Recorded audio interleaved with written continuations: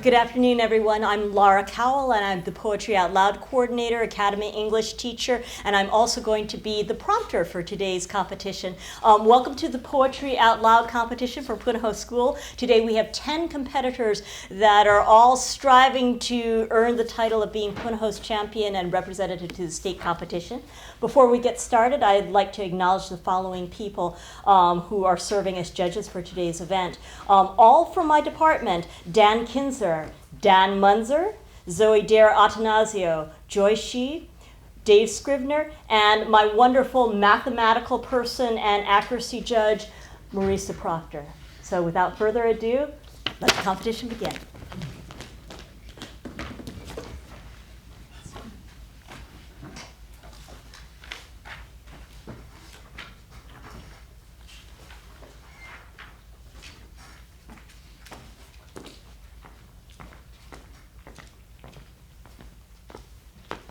Hi, my name is Abby Algodong, and I'll be reciting After the Winter by Claude McKay.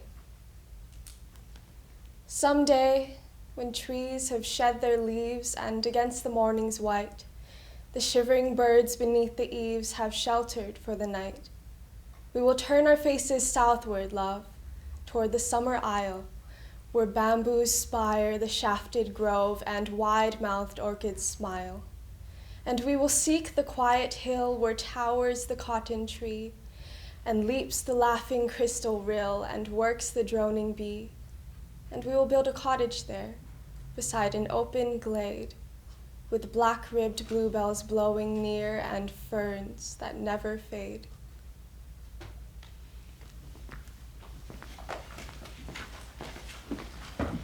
Gentle reminder to the audience, I forgot to remind you of this, but due to the national contest rules, we're abiding by those, and so please hold your applause. I know it's hard until the very end of the round, and then you can applaud for all the competitors. Thanks.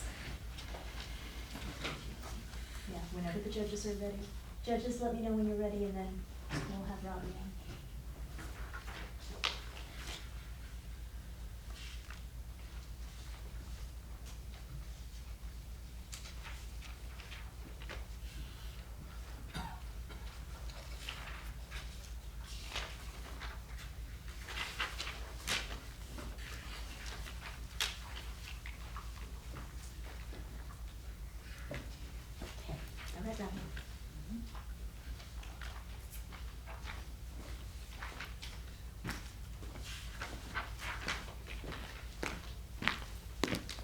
My name is Robbie Allen, and the poem I'm reciting is A Red, Red Rose by Robert Burns. Oh, my love is like a red, red rose that's newly sprung in June.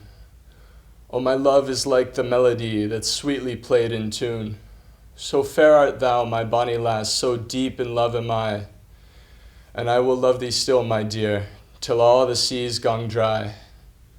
Till all the seas gone dry, my love, and the rocks melt with the sun. I will love thee still, my dear, while the sands of life shall run.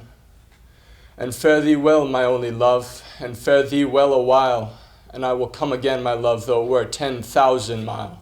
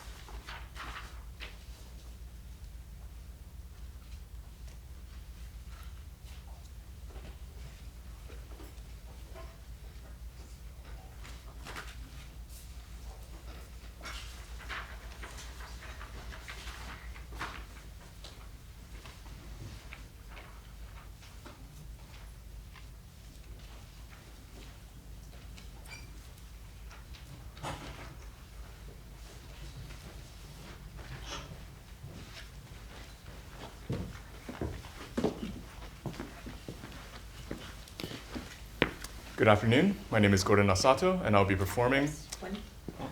Oh. A little bit fast. Nick goes before you. Judges, you're good? Okay. Just checking.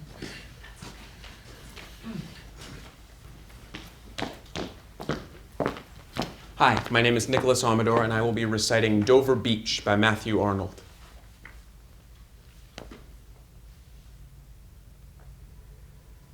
The sea is calm tonight. The tide is full, the moon lies fair upon the straits. On the French coast the light gleams and is gone. The cliffs of England stand glimmering and vast out in the tranquil bay. Come to the window. Sweet is the night air, only from the long line of spray where the sea meets the moon-blanched land. Listen. You hear the grating roar of pebbles which the waves draw back and fling at their return up the high strand. Begin and cease. And then again begin with tremulous cadence slow, and bring the eternal note of sadness in. Sophocles long ago heard it on the Aegean, and it brought into his mind the turbid ebb and flow of human misery. We find also in the sound a thought, hearing it by this distant northern sea. The sea of faith was once too at the full, and round earth's shore lay like the folds of a bright girdle furled. But now I only hear its melancholy, long withdrawing roar, retreating to the breath of the night wind, down the vast edges drear and naked shingles of the world. Ah, love, let us be true to one another. For the world which seems to lie before us like a land of dreams, so various, so beautiful, so new, hath really neither joy, nor love, nor light, nor certitude, nor peace, nor help for pain. And we are here, as on a darkling plain, swept with confused alarms of struggle and flight, where ignorant armies clash by night.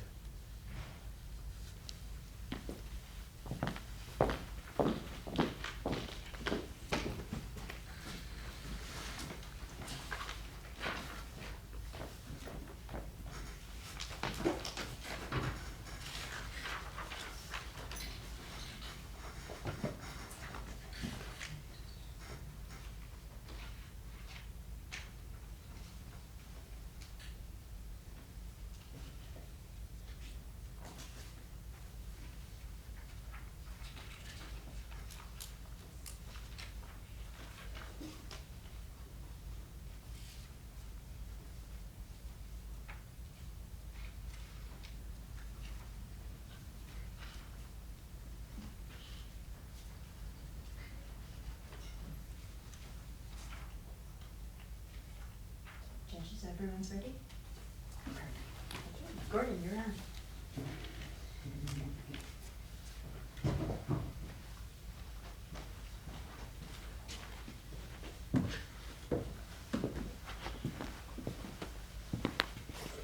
Good afternoon. My name is Gordon, and I'll be performing Barter by Sarah Teasdale. Life has loveliness to sell, all beautiful and splendid things. Blue waves whitened on a cliff, soaring fire that sways and sings, and children's faces looking up, holding wonder like a cup. Life has loveliness to sell, music like a curve of gold, and the scent of pine trees in the rain, eyes that love you, arms that hold, and for your spirit's still delight, holy thoughts that star the night. Spend all that you have for loveliness, buy it, and never count the cost. For one white, singing hour of peace, count many a year of strife well lost. And for a breath of ecstasy, give all that you have or could be.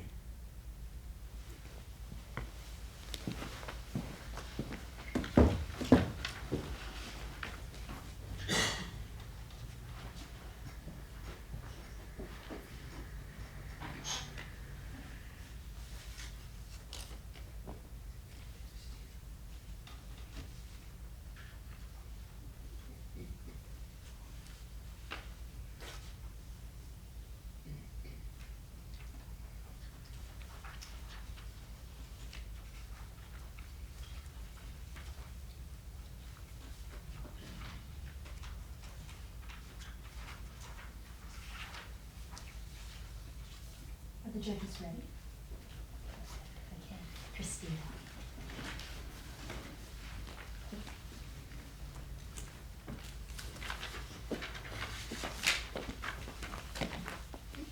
Hello, I am Christina Hicks, and I will be performing for you Life by Edith Wharton.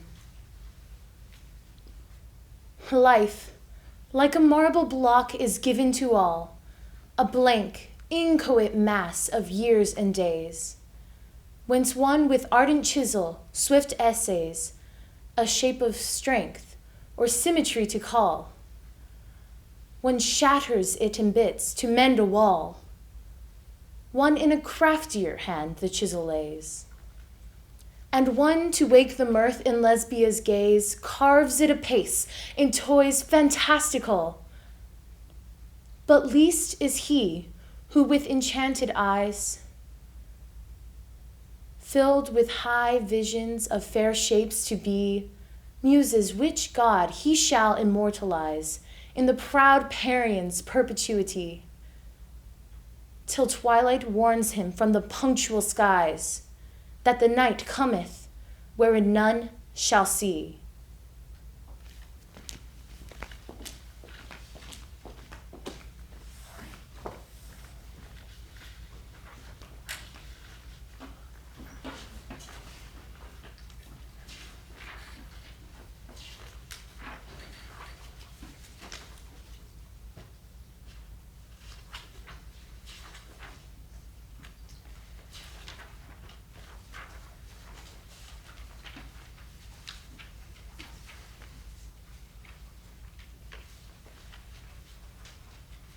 Judges ready? That's Lena.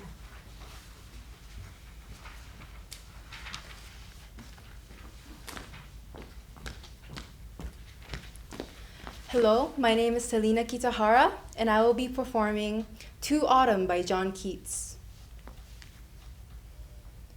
Season of mists and mellow fruitfulness, close bosom friend of the maturing sun, conspiring with him how to load and bless with fruit the vines that run the thatched eaves run, to bend with apples the moss cottage trees, and fill all fruit with ripeness to the core, to swell the gourd and plump the hazel shells with a sweet kernel, to set budding more and still more later flowers for the bees, until they think warm days will never cease, for summer has o'erbrimmed their clammy cells. Who hath not seen thee oft amid thy store? Sometimes whoever seeks abroad may find thee sitting careless on a granary floor, or on a half-reaped furrow sound asleep, drowsed in the fume of poppies, while thy hook spares the next swath and all its twined flowers. And sometimes, like a gleaner, thou dost keep thy steady laden by across the head, and like a swath, watching the oozing hours by hours.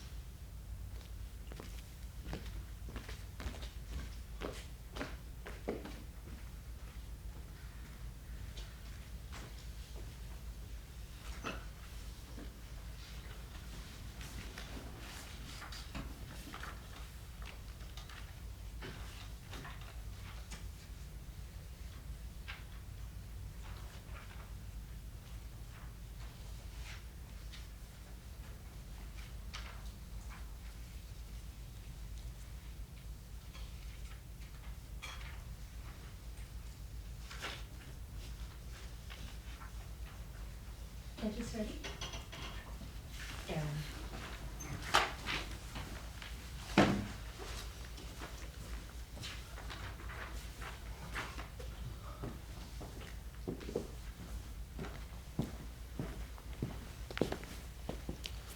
Hello, I will be performing Life Cycle of Common Man by Howard Nemerov.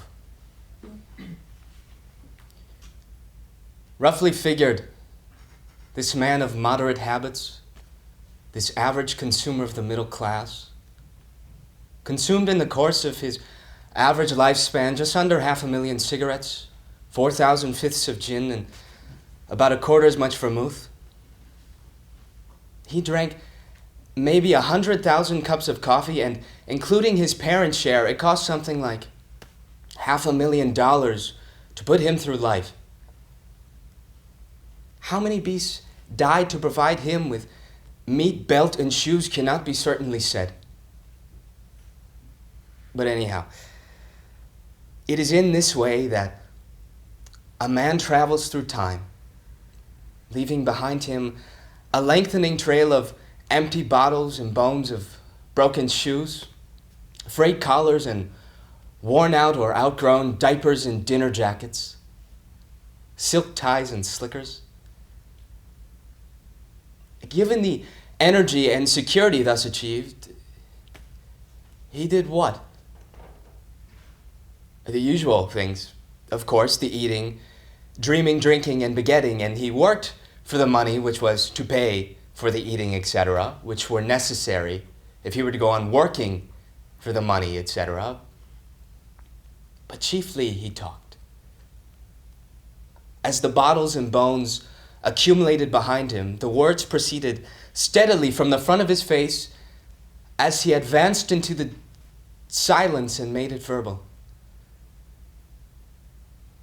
Who can tally the tale of his words? A lifetime would barely suffice for their repetition. If you merely printed all his commas, the result would be a very large volume. And the number of times he said, "Thank you," or "very little sugar, please," would stagger the imagination. There are also witticisms, platitudes, and statements beginning, "It seems to me," or "as I always say." Consider the courage in all that, and behold a man walking into deep silence with the ectoplastic cartoon's balloon of speech proceeding out of the front of his face. The words borne along the breath which is his spirit, telling the numberless tale of his untold word, which makes the world his apple and forces him to eat.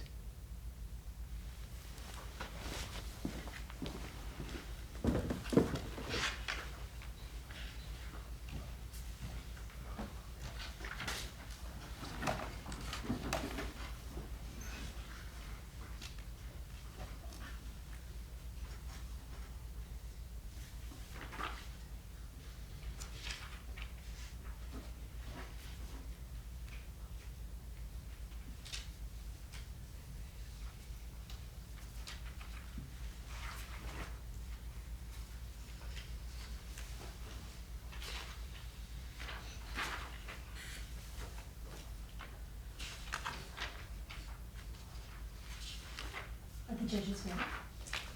Great. Bella.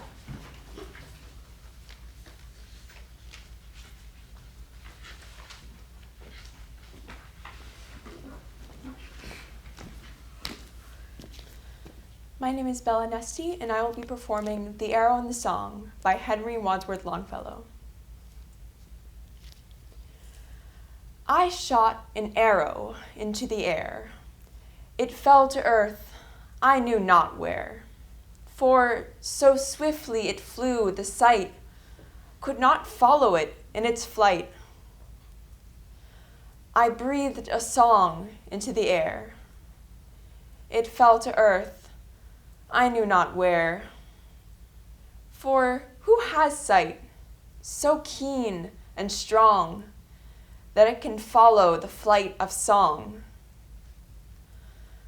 Long, long afterward, in an oak, I found the arrow, still unbroke, and the song, from beginning to end, I found again in the heart of a friend.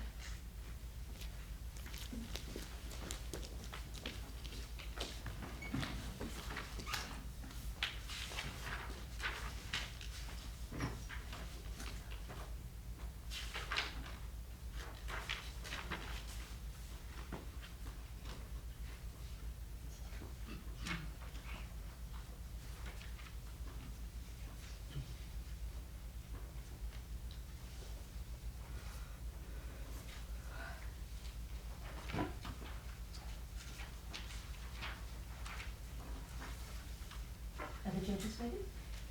Okay, listen.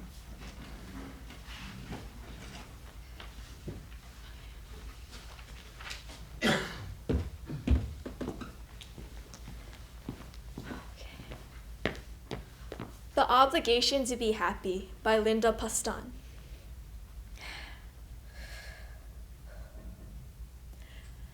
It is more onerous than the rights of beauty or housework, harder than love. But you expect it of me so casually, the way you expect the sun to come up, not in spite of the rain or clouds, but because of them. And so I smile, as if my own fidelity to sadness were a hidden vice, that downward tug on my mouth. My old suspicion that health and love are nothing but brief irrelevancies, no more than laughter in the warm dark, strangled at dawn. Happiness. I try to hoist it on my narrow shoulders again, a knapsack heavy with gold coins. I stumble around the house, bump into things. Only Midas himself would understand.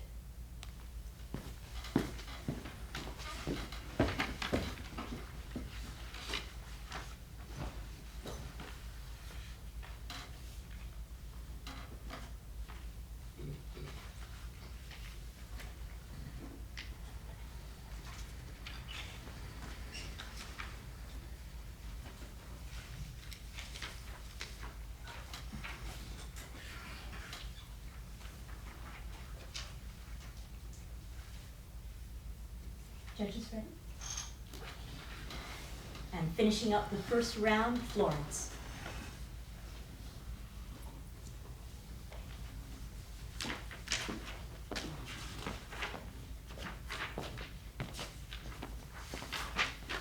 My name is Florence Yu, and I'll be performing Safe in Their Alabaster Chambers by Emily Dickinson.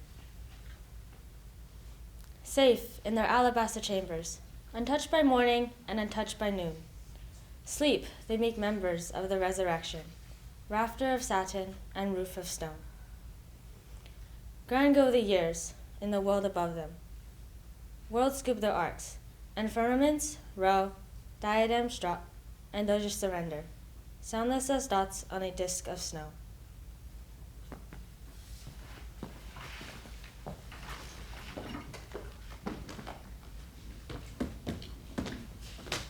This concludes the first round, and I think that you can probably agree with me that these are amazing competitors. So please give them a full round of applause.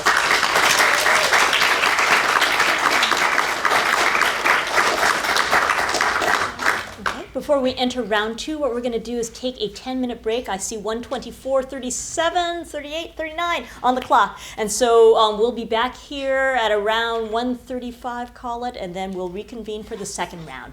Thanks for coming so far. I hope you guys can stay.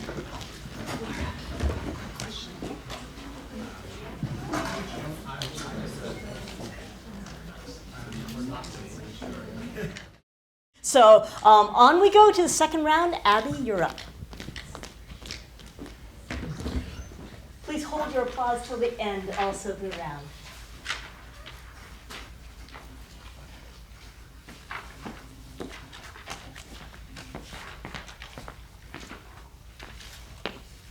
April Love by Ernest Dowson.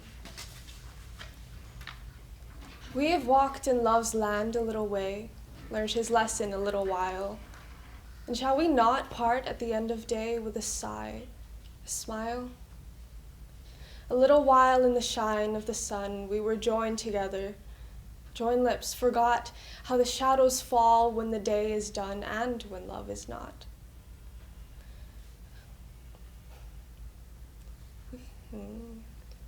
Line. We have made no vows, there will none be broke. Our love was as free as the wind on the hill. There was no word said we need wish unspoke. We have wrought no ill.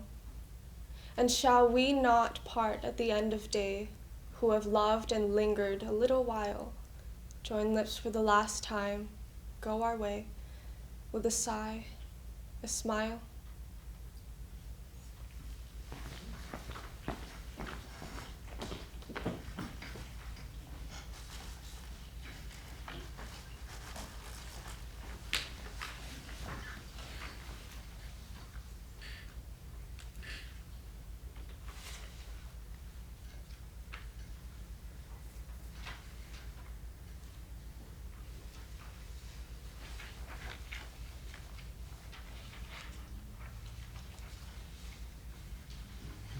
Judges ready?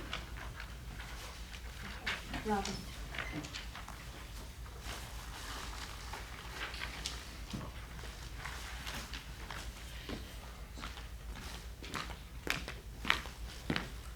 Ozymandias by Percy Shelley. I met a traveler from an antique land who said, "Two vast and trunkless legs of stone stand in the desert.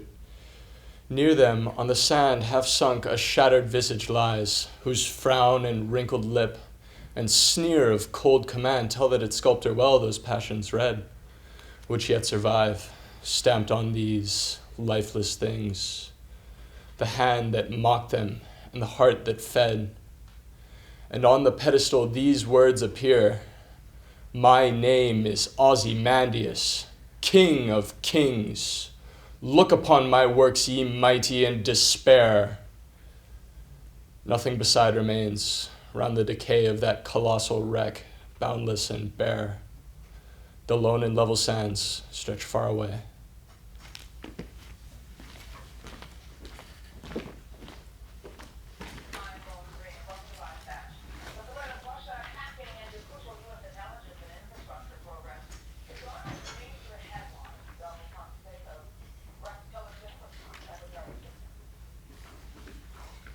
Friendly reminder, turn off your digital devices so that there's no ringing or other sounds while the competitors are participating.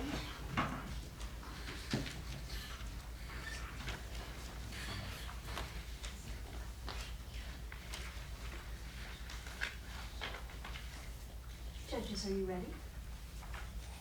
No.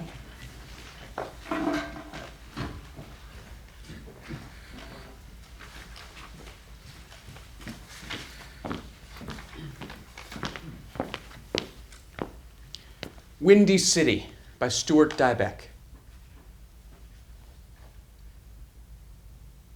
The garments worn in flying dreams were fashioned there. Overcoats that swooped like kites, scarves streaming like vapor trails, gowns ballooning into spinnakers. In a city like that, one might sail through life led by a runaway hat. The young scattered in whatever directions their wild hair pointed, and gusting into one another fell in love. At night, wind-rippled saxophones that hung like wind chimes in pawnshop windows, hooting through each horn so that the streets seemed haunted, not by nighthawks, but by doves. Pinwheels whirled from steeples in place of crosses. At the pinnacles of public buildings, snagged under clothes, the only flag flapped majestically. And when it came time to disappear, one simply chose a thoroughfare devoid of memories, raised a collar, and turned his back on the wind. I closed my eyes and stepped into a swirl of scuttling leaves.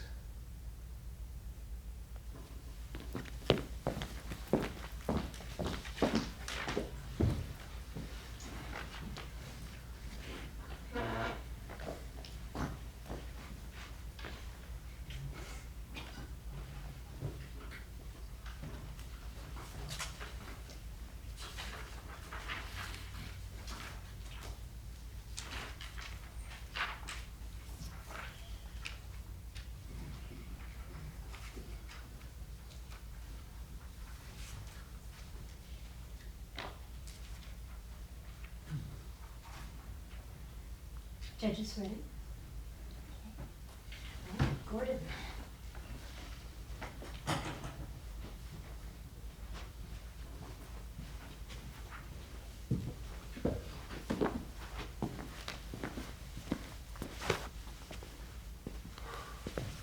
Invictus by William Ernst Henley. Out of the night that covers me, as black as the pit from pole to pole, I thank whatever gods may be for my unconquerable soul. In the fell clutch of circumstance, I have neither winced nor cried aloud. Under the bludgeonings of chance, my head is bloodied but unbowed. Beyond this place of wrath and tears looms but the horror of the shade, and the menace of the years finds and shall find me unafraid. It matters not how straight the gate, how charged with punishments the scroll. I am the master of my fate. I am the captain of my soul.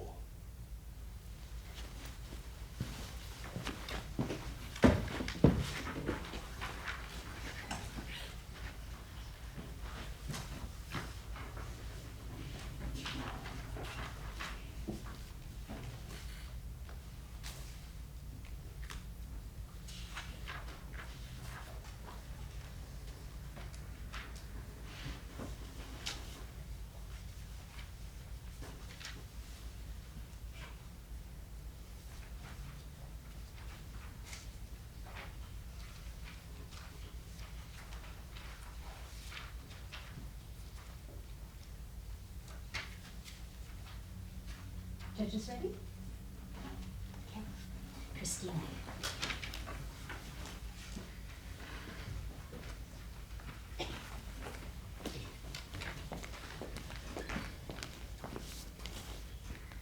After the Winter by Claude McKay. Some day when trees have shed their leaves, and against the morning's white, the shivering birds beneath the eaves have sheltered for the night. We'll turn our faces southward, love, toward the summer isle, where bamboos spire the shafted grove, and wide-mouthed orchids smile. And we will seek the quiet hill, where towers the cotton tree, and leaps the laughing crystal rill, and works the droning bee. And we will build a cottage there, beside an open glade, with black-ribbed bluebells blowing near, and ferns that never fade.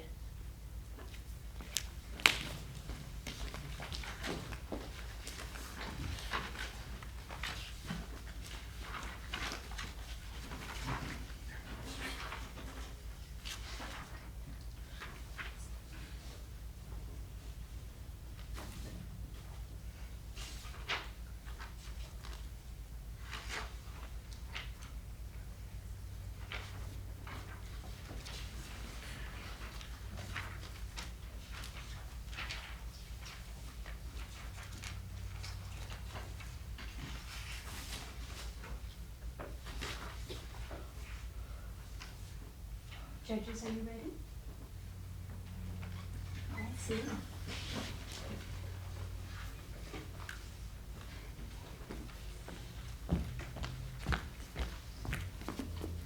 Pleasures by Denise Levertov. I like to find what's not found at once, but lies within something of another nature, in repose, distinct. Gull feathers of glass, hidden in white pulp. The bones of squid which I pull out blade by blade on a draining board, tapered as if for swiftness, to pierce the heart, but fragile, substance belying design. Or a fruit, mamey, cased in rough brown peel, the flesh rose amber, and the seed a stone of wood, carved and polished, walnut colored. Formed like a Brazil nut, but large enough to fill the hungry palm of a hand. I like the coarser leaf, folded round, and the butter yellow glow of the narrow flute from which the morning glory opens blue and cool on a hot morning.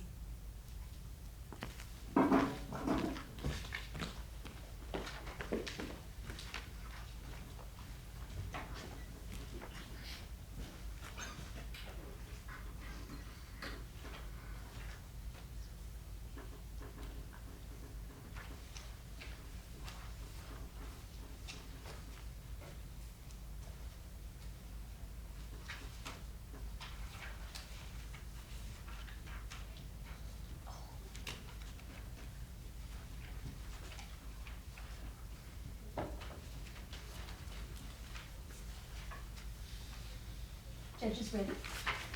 Perfect. Aaron.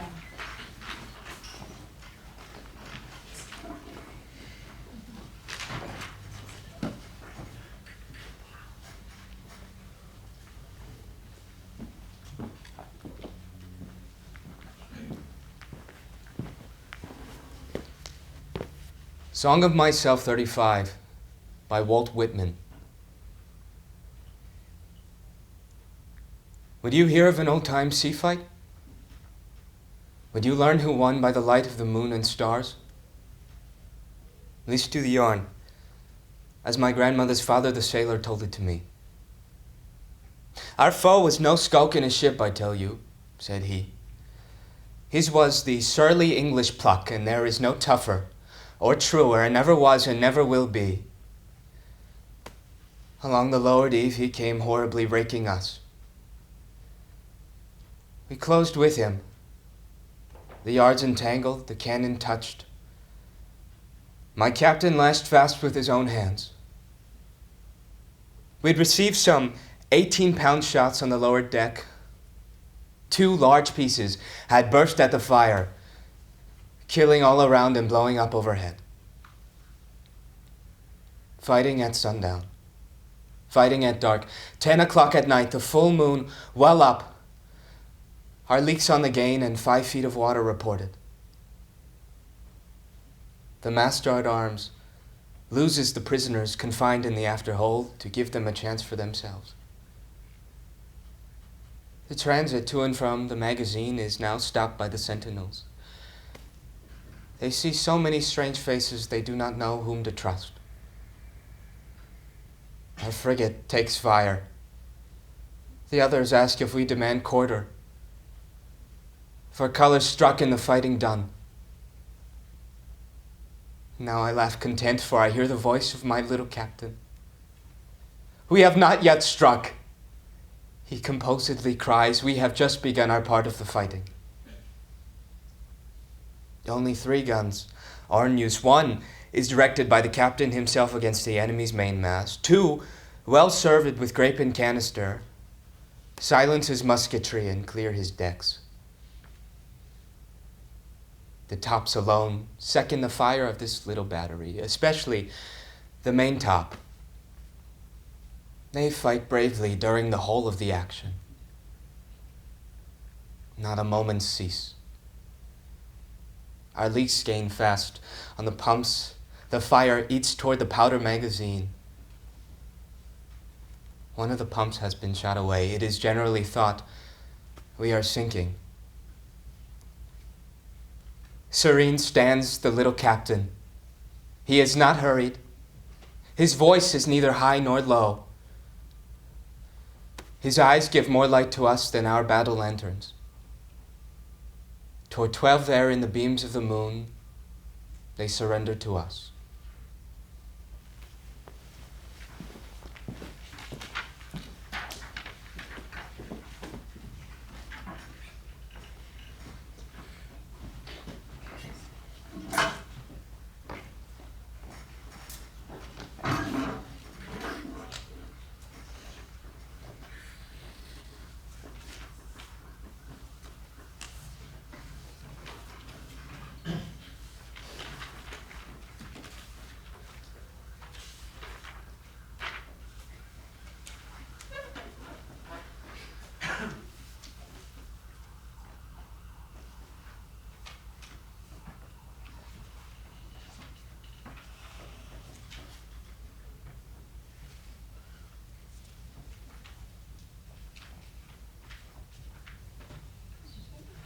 Ready? Very good. Bella.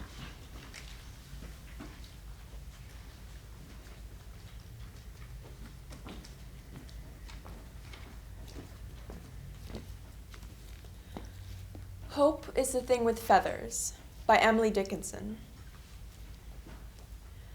Hope is the thing with feathers that perches in the soul and sings the tune without the words and never stops at all. And sweetest in the gale is heard, and sore must be the storm that could abash the little bird that kept so many warm. I've heard it in the chillest land and on the strangest sea, yet never in extremity it asked a crumb of me.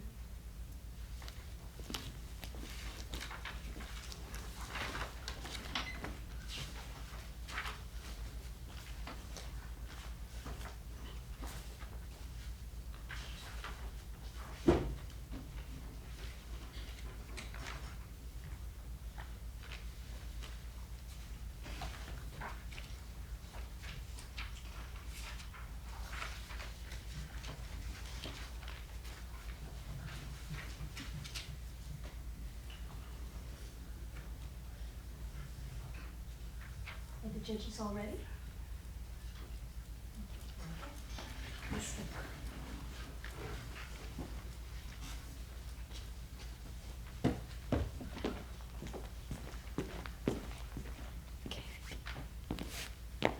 The Star by Jane Taylor and Ann Taylor. Twinkle, twinkle, little star, how I wonder what you are, up above the world so high, like a diamond in the sky. When the blazing sun is gone, and he nothing shines upon, then you show your little light, twinkle, twinkle, all the night. Then the traveler in the dark thanks you for your tiny spark. He could not see which way to go if you did not twinkle so. In the dark blue sky you keep, and often through my curtains peep, for you never shut your eye till the sun is in the sky. 'Tis your bright and tiny spark lights the traveler in the dark, though I know not what you are, twinkle, twinkle, little star.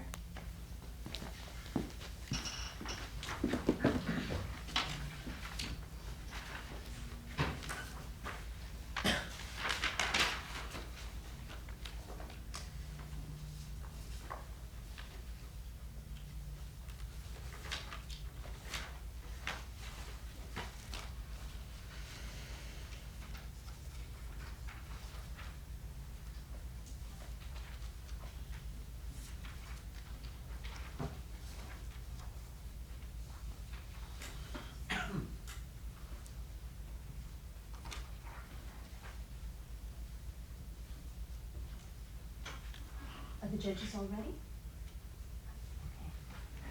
Florence closes off the second round.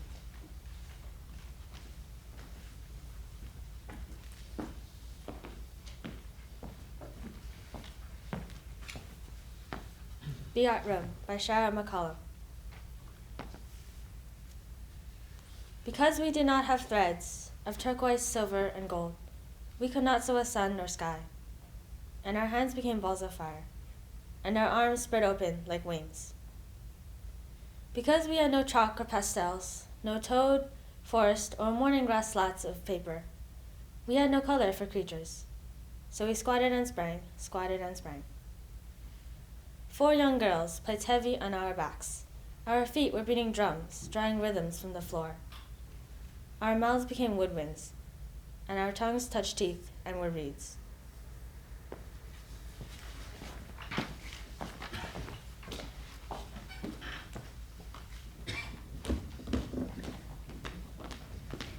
Well, we have come to the end of a supremely awesome competition. Mark Strand, the poet, once said, "Ink runs from the corners of my mouth. There is no happiness like mine. I have been eating poetry." And I hope that you guys have enjoyed the wonderful feast that has been provided to us by our fabulous students. Students, if you could be on the stage and you could gather together, and we'll do picture taking and a final round of applause for all of you. You did a tremendous job.